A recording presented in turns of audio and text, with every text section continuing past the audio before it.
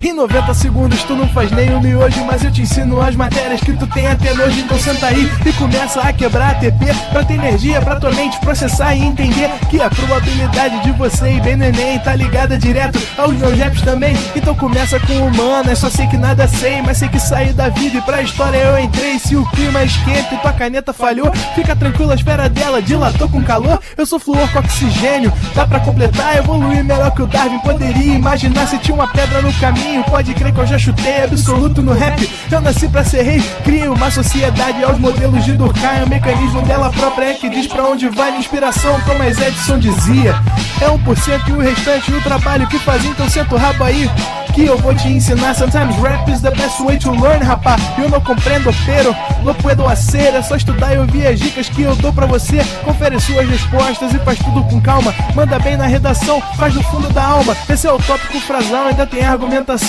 E a resposta pra você eu deixei na conclusão. Se tá nervoso, se acalma pra mandar bem. E se liga nos vídeos que eu te preparo pro Enem.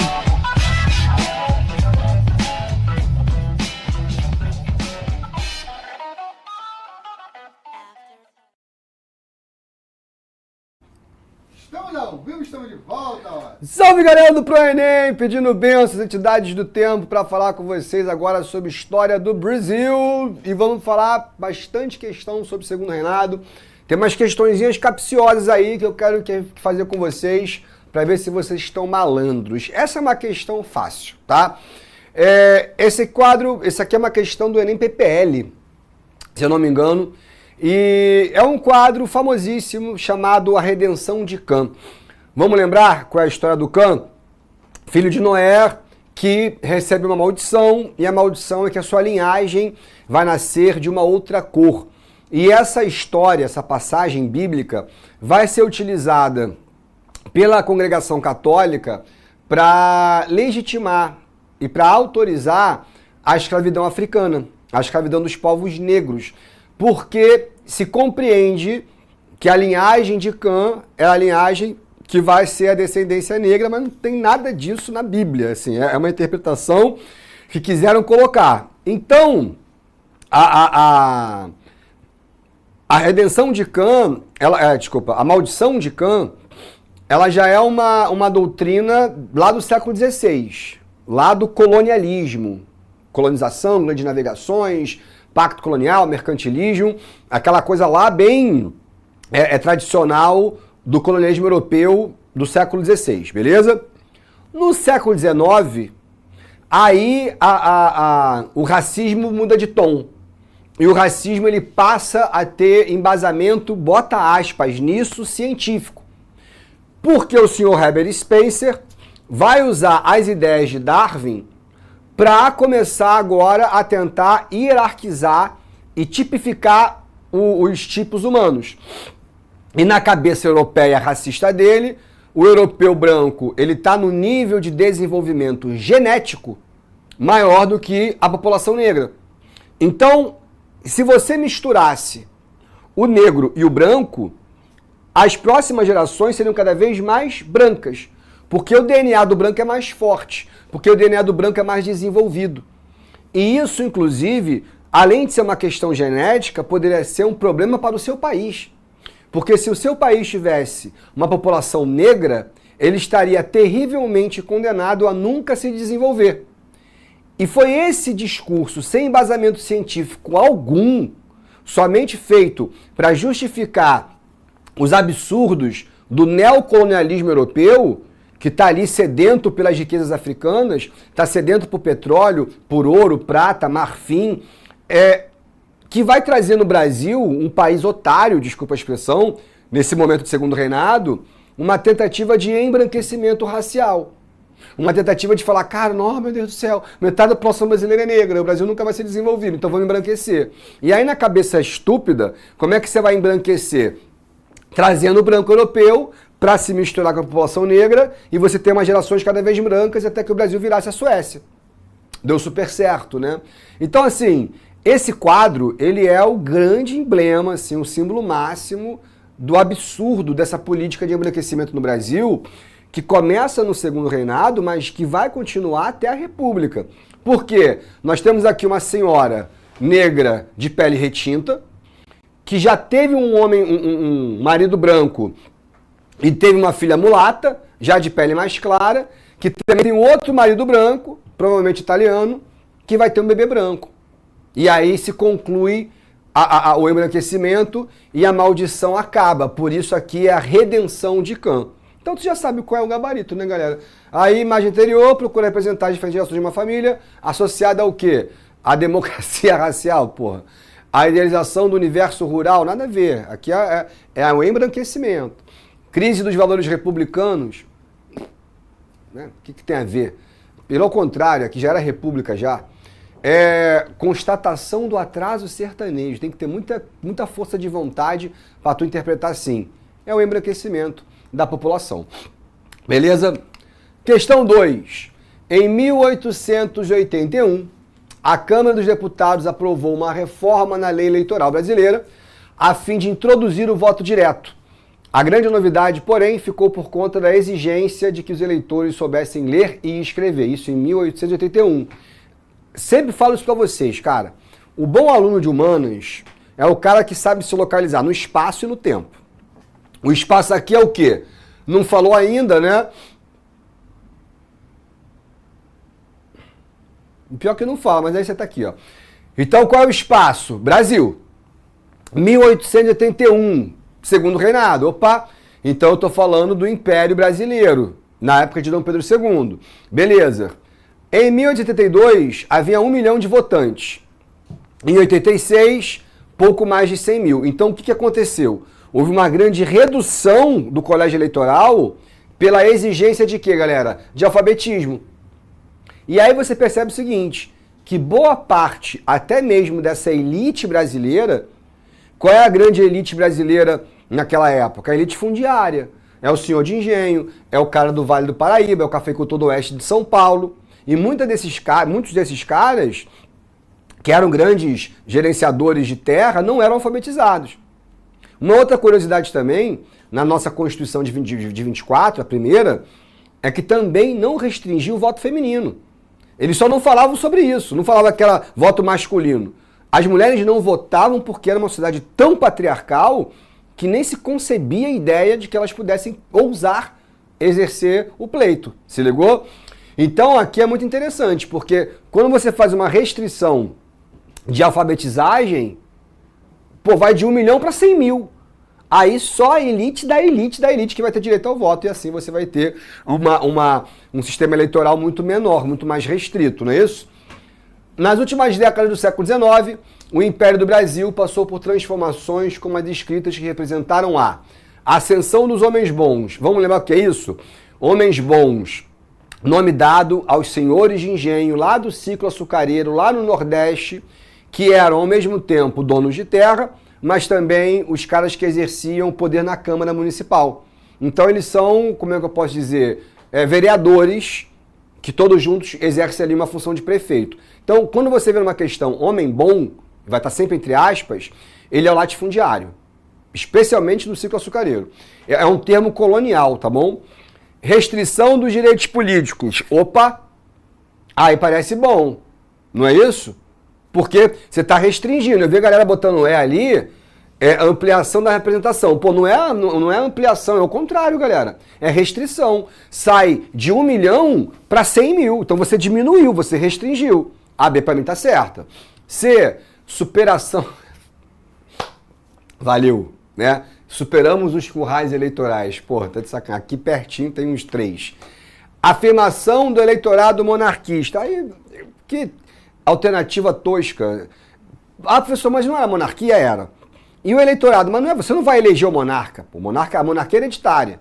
Você vai eleger o parlamento. Se ligou? Então não é ampliação, é restrição. Por isso, gabarito, será que eu tô certo? B de bola. Show? 3. Passada a festa da abolição, os ex-escravos procuraram distanciar-se do passado de escravidão, negando-se comportar como antigos cativos. Em diversos engenhos do Nordeste, negaram-se a receber a ração diária e a trabalhar sem remuneração. Quando decidiram ficar isso não significa que concordassem em se submeter às mesmas condições de trabalho do regime anterior. Ou seja, galera, naturalmente, o cara falou, acabou a escravidão. Eu até posso trabalhar, mas tu vai ter que me pagar um salário. Então não me vem com essa de senzala, não. Obviamente, é uma postura natural de, quem foi escravo a vida inteira, né? Segundo o texto, os primeiros anos após a abolição da escravidão no Brasil tiveram como característica... Vamos lembrar rapidamente desse processo abolicionista? Então vamos lá, galera. A escravidão é africana, começa lá no século XV, com Portugal estabelecendo diversas rotas de comércio de tráfico negreiro. Principalmente Angola, Moçambique e Guiné-Bissau, beleza? Vão chegar ao Brasil milhões e milhões e milhões de africanos. Esses povos que vêm para cá não são povos iguais, tá? Eles trazem para cá também as suas rivalidades e também os seus desconhecimentos uns dos outros, porque o cara que vem lá de Moçambique não conhece o cara que vem de Guiné. Esses caras não se conhecem, então não necessariamente vão ser amigos. E a primeira coisa que eu quero trabalhar com vocês, desconstruam isso na cabeça. Ah, mas os negros se escravizavam na África. Todos os povos do mundo escravizavam, cacete. Todos. Os astecas, os incas, ameríndios, o Império Chinês Asiático, os romanos, os gregos, os egípcios, todo mundo. Então, não é porque eles se escravizavam que isso é um argumento para se escravizar também. Porque a galera esquece que isso é uma condição, infelizmente, constante da humanidade, tá? E aí, quando chega aqui, eles também não viram a mesma pessoa, eles não viram o mesmo povo. Então, professor, mas Zumbi dos Palmares escravizava a gente. Cara, a escravidão é imperdoável em qualquer circunstância, ok? Mas não dá pra você, principalmente branco, tentar falar, então, olha lá, se eles se escravizavam, então tá tudo valendo. Pô, é claro que a escravidão é uma prática absurda. Mas você querer falar que o negro não pode escravizar o negro é você não ter conhecimento nenhum das peculiaridades da realidade que vem da África, se ligou? Então, quais eram as formas de resistência no período colonial? O suicídio, o aborto, as revoltas contra os feitores, os incêndios contra a Casa Grande, mas, sobretudo, os quilombos, que são comunidades interioranas, que vão lá, meu irmão, para Goiás.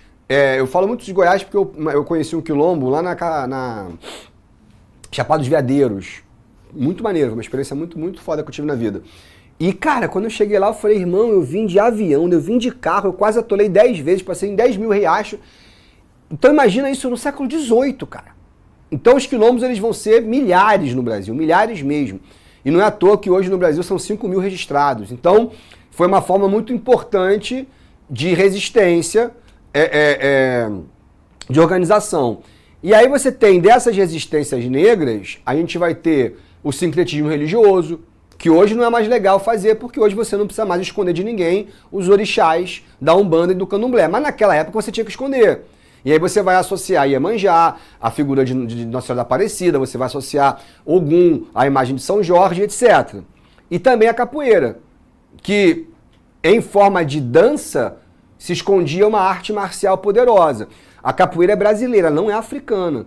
Na africana você tem lutas africanas, mas você não tem a capoeira, que é uma coisa que nasce aqui, nos terreiros e nos quilombos e também nas senzalas brasileiras. Show? Quando a gente entra no século XIX, aí vem o liberalismo e começam a falar sobre a abolição. Então a França, por exemplo, no meio da Revolução aboliu a escravidão no Haiti. E aí você tem uma Revolução Negra no Haiti. E a Inglaterra, ela tem um desejo muito forte em acabar com a escravidão mundial. Por quê? Porque ela não é racista? Fala sério. Porque o escravo não compra. E para um país imperialista como a Inglaterra é necessário o consumo. Então a Inglaterra vai sempre pressionar o Brasil a abolir a escravidão. O primeiro cara que fala sobre abolir a escravidão é o Dom João. E ele se compromete com isso dentro de um acordo lá no Aliança Amizade. Nunca vai fazer porra nenhuma. Aí na regência, a primeira lei antitráfico de 1831, a chamada Lei Feijó, adiantou de nada, lei para inglês ver. Aí em 1850, a Lei Eusébio de Queiroz. Aí realmente começa uma restrição muito maior ao tráfico negreiro. A Eusébio de Queiroz, ela dá um passo importante para você denunciar traficante que agora é ilegal. Inclusive, no ano seguinte, de 51, você tem uma outra lei chamada Nabuco de Araújo, que aumenta a pena para traficante de escravo. Só que ali foi um golpe para a abolição. Por quê? Porque o que todo mundo achava que pudesse ser o primeiro passo, na verdade foi uma grande cortina de fumaça para deixar a escravidão legalizada por mais 40 anos. E aí você tem outras maneiras, que é o tráfico interprovincial e uma atitude, completamente imperdoável de você estimular a procriação, obrigar os caras a terem relações sexuais com várias mulheres e vice-versa, para você ter um tráfico de escravos, uma criação de escravos.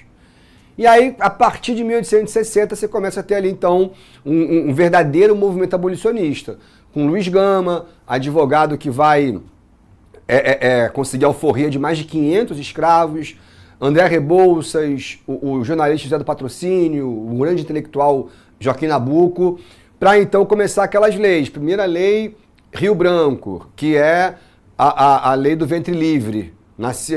O cara continuava escravo até os 30. Aí a lei do sexagenário, a lei Sarávio Cotegipe, que ninguém chegava aos 60 anos, e aí vem a lei áurea. E aí tem sempre na mente que a lei áurea foi importante pra caramba, como a gente pode observar aqui, a oportunidade do escravo dizer não, dizer basta, mas não houve nenhum tipo de programa de inserção social. Então, restou a população negra brasileira a marginalidade, a informalidade, e uma república que vem e que não quer a população negra, que esconde os negros, e que vai perseguir a capoeira, a umbanda, a candomblé, o forró, o corta-jaca, o jongo, o samba, tudo aquilo que eram manifestações das comunidades negras brasileiras vira marginal, vira coisa de bandido, beleza? E assim vai até a Era Vargas. Mas vamos lá. Então, até esqueci o que o texto está falando. Que os escravos se negam a trabalhar. Segundo o texto, os primeiros anos após a abolição da escravidão no Brasil tiveram como característica caráter organizativo do movimento negro. Então, isso aqui é o movimento negro? Já é ali a formação de um clube político de debate, de ajuda à população negra?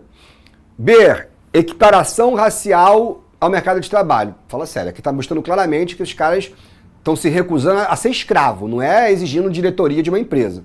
C, busca pelo reconhecimento da cidadania. Aí sim, faz muito mais sentido. Eles querem o reconhecimento de um direito que é do Estado, que foi feito pelo governo. Que é o quê? Que ele é um cidadão brasileiro. Como cidadão ele vai ter direito de tudo. A escola, voto... professor, mas eles... aí é uma outra história, se vão conseguir ou não.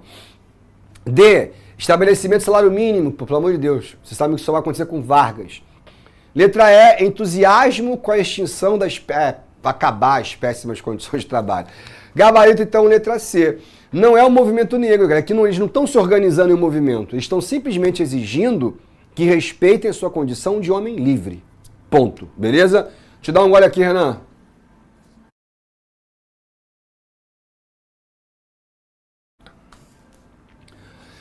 Essa aqui é uma questão de muita interpretação, né? Na década de 1860 e 70, nas escolas criadas ou recriadas em geral, previa a presença de meninas, mas se atrapalhava na hora de colocar a ideia em prática. No Rio de Janeiro, várias tentativas foram feitas, e todas mal sucedidas. Colocar rapazes e moças em dias alternados, em 74 em prédios separados. Para complicar na Assembleia, um grupo de deputados se manifestava contrário ao desperdício de verbas para uma instituição desnecessária. E a sociedade reagia contra a ideia de coeducação. Então, o que esses deputados estão dizendo? Por que é um desperdício de verbas gastar dinheiro com a educação feminina? Porque na concepção deles, o que cabe à mulher? Essa é a questão, se ligou? Então vamos lá. As dificuldades retratadas estavam associadas ao seguinte aspecto daquele contexto histórico. A formação enciclopédica dos currículos. Tem nada a ver, cara. O texto... Olha, gente, aprende isso. O Enem, você não pode negar o texto. Você não pode inventar... Não, mas é a monarquia aqui. Beleza, legal, você entendeu que aqui é a monarquia. Mas não fala sobre monarquia, não fala sobre Dom Pedro, não fala sobre parlamento. Fala sobre a dificuldade do estado do Rio de Janeiro em colocar meninos e meninas dentro de uma escola. E uma Assembleia Legislativa que não quer educar as meninas. Por qual motivo? Restrição do papel da mulher à esfera privada. É isso. A ideia dessa galera é muito simples. Por que a gente vai gastar recursos educando as meninas a aprender a falar francês, latim, matemática, português, a ler os livros, se ela vai ser dona de casa? Então, para que gastar esse dinheiro? Essa é a ideia retrógrada que sempre marcou a elite brasileira.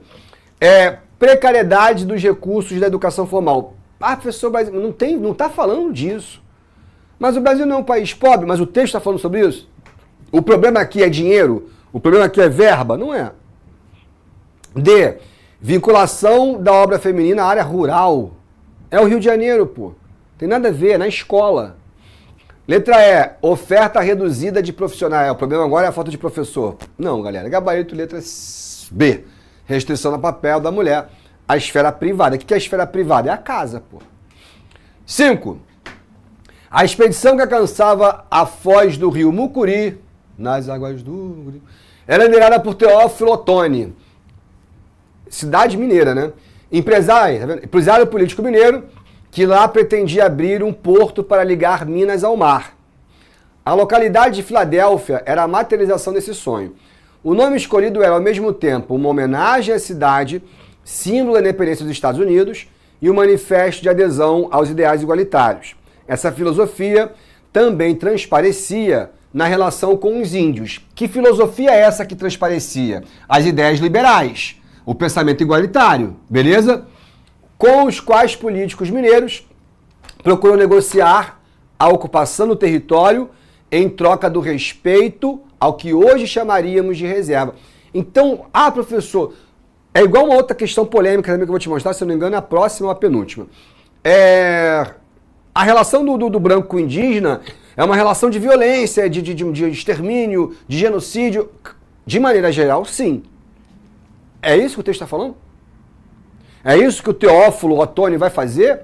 Não. O cara ele quer abrir uma passagem de Minas Gerais para o mar, que eu acho que podia fazer pelo Espírito Santo, afinal só tem mineiro no Espírito Santo, com todo respeito à população capixaba, mas aqui o que o texto está dizendo é que existe uma relação de consulta aos indígenas, pô. Ele está falando, essa relação igualitária também vai ser feita com os indígenas na ocupação do seu próprio território. Se ligou? Entenderam a ideia? Um elemento que caracterizou, no âmbito da sociedade monarca, o projeto inovador abordado no texto foi... Então essa que é a parte bacana, essa questão é maneira. O que é a novidade, né? O que é a inovação nessa relação com o indígena? Professor, a violência? A violência não é inovação. A violência é o modo operante. É justamente o quê? A relação pacífica. Introduzir o protestantismo. Em que parte aqui fala de religião? Nenhuma. B. Ampliar a cidadania para integrar os grupos autóctones da região. Professor, ideia igualitária, tá, beleza, mas assim, o texto está falando sobre isso, o texto está falando de dar cidadania aos nativos, não vi isso. C. Aceitar os aborígenes, aí já é um termo horrível, como mão de obra do empreendimento. Ele não está falando de oferecer trabalho, ele está falando de negociar com os indígenas um caminho para ele fazer o porto. D. Reconhecer os nativos para discutir a forma de ocupação do terreno. É isso aí. É reconhecer, não, vocês estão aí, é de vocês. Mas, a gente não pode chegar a um acordo? Vamos negociar? Se fosse sempre assim, a gente não tinha o massacre que aconteceu. Incorporar a doutrina liberal como regulamento das relações citadinas. Citadina vem de cidade, tá, gente? Não é o que o texto está dizendo, não é abordagem, tem nada a ver. Gabarito, letra D de dado. Essa aqui é que a galera erra muito, muito. Inclusive, eu acho que o gabarito está errado, que vai aparecer aqui. Tem essa impressão, mas vamos lá. Com tanto pau no mato, Embaúba é coroné. Com tanto pau no mato, Embaúba é coroné. Embaúba, árvore inútil. Então, com tanto pau no mato, que não vale nada, Embaúba, que também não vale nada, é coronel. É aquele ditado, em terra de cego... Como é que é, Renan? Tu lembra? Terra de cego, quem tá rei. É isso. Em terra de céu, quem tem olho é rei. Mesmo se tiver um só, se ninguém enxerga. Então a ideia aqui é uma brincadeira de música de jongo. Gênero musical feito pelos escravos do Brasil. Se ligou? Aí é que está a pegada da questão. Porque os versos fazem parte de um jongo, gênero político musical cantado por escravos descendentes do Brasil. E procura expressar o quê? Aí é que está a parada. Muita gente vem de violência escravista. Muita gente vem de D. Por quê? Falar, o pau, o escravo, é porrada. Não é isso. Olha a interpretação. Com tanto pau no mato, Embaúba, que é uma árvore vagabunda, é coronel. Então não tem nada a ver, eles não estão denunciando a violência escravista. Não está denunciando a bravura, bravura senhorial, nada disso. É simplesmente o quê? Preservar o jongo. Preservar a música, preservar o estilo, como resistência cultural. Aqui, ó, aí falei, tá errado isso aqui. Tem certeza, o gabarito oficial é letra C, no qual eu concordo. O texto não está falando sobre violência escravista em momento algum. Em momento algum. O texto está contando uma história, uma passagem, como tem várias músicas de capoeira, como tem várias músicas de jongo, como várias músicas de samba, que relatam o dia a dia, mas não está falando da violência. Ah, professor, mas a escravidão foi violenta, concordo, mas o comando da questão não é sobre isso. O gabarito aqui, com certeza, galera, é letra C, resistência cultural. Show? 7. As camadas dirigentes paulistas da segunda metade do século XIX recorriam à história da figura dos bandeirantes. Para os paulistas, desde o início da colonização, os habitantes de Piratininga, antigo nome de São Paulo, tinham sido responsáveis pela ampliação do território nacional, enriquecendo a metrópole portuguesa com ouro e expandindo suas possessões. Graças à integração territorial que promoveram, os bandeirantes eram tidos ainda como fundadores da unidade nacional. Representavam a lealdade à província de São Paulo e ao Brasil. Conversei com vocês quando eu falei de expansão territorial, como é que essa imagem do bandeirante está sendo extremamente questionada hoje em dia, especialmente em São Paulo. Por quê? São Paulo, cara, é uma cidade gigante, a maior do Brasil, uma das maiores do mundo, e que tem ali uma comunidade periférica muito grande e muito forte, né? Que tem ali nos valores do rap, do hip hop e do próprio samba também, como um símbolo de resistência. E aí pro paulistano, né, da quebrada, como gosta de se falar lá, ter o bandeirante, que é um cara que escravizava os outros, que matava indígena, que destruía quilombo, como um grande representante de São Paulo, não é legal. E é por isso que você está tendo aqueles ataques aos bandeirantes, porque lá em São Paulo, né, TV Bandeirantes, Marginal Bandeirantes, esqueci agora, mas tem tudo lá, Shopping Bandeirantes, Bairro Bandeirantes, e a população, principalmente negra, tá falando, pô, o Bandeirante era um pirata bandido do Brasil, e não essa glorificação que o Estado quer passar. Mas vamos lá. No período da história nacional analisado, a estratégia de escrita tinha como objetivo, qual é a estratégia, né, gente? Ah, beleza, os paulistas valorizarem a imagem do Bandeirante. Promover o pioneirismo industrial pela substituição de importações. Então, aqui, na segunda metade do século XIX, tem nada a ver, né, cara? Aqui não é indústria, aqui é o café. Questionar a regência tem nada a ver. Recuperar a hegemonia perdida não tem nada a ver. Olha só, se você se localiza no tempo, você não erra essa questão, pô. Se eles estão falando da segunda metade do século XIX, não pode ser a industrialização do Venceslau Braz, não pode ser regência, não pode ser café com leite, aumentar a participação política e expansão cafeeira. Lembra do macetezinho, galera? 18, ouro. 17, 16, açúcar. 18, ouro. 19, 20, 19, café, pô. Legitimar o movimento abolicionista também não tem nada a ver com o movimento abolicionista. Gabarito D de dado. Show! E essa aqui que a galera se mata, cara. Por quê? Aqui a gente tem um indígena coroando Dom Pedro II, beleza?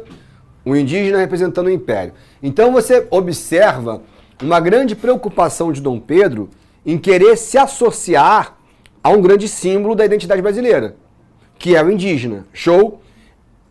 Esse objetivo dele é relacionar-se com a identidade do próprio Brasil. Aí quando você vai para a questão, no segundo reinado a monarquia brasileira recorreu ao simbolismo de determinadas figuras e alegorias. A análise da imagem do texto revela que o objetivo de tal estratégia era exaltar o modelo absolutista e despótico. Galera, tudo que Dom Pedro queria era disfarçar esse absolutismo. Senão não tinha nem poder, não tinha parlamento, não tinha nada. Então não é exaltar esse modelo, pô. Pelo contrário. Ele quer mostrar ali o indígena como fazendo parte desse governo. Valorizar a mestiçagem africana. Cadê o africano aqui?